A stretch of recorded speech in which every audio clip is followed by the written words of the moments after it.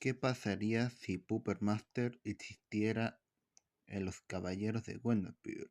Los resultados.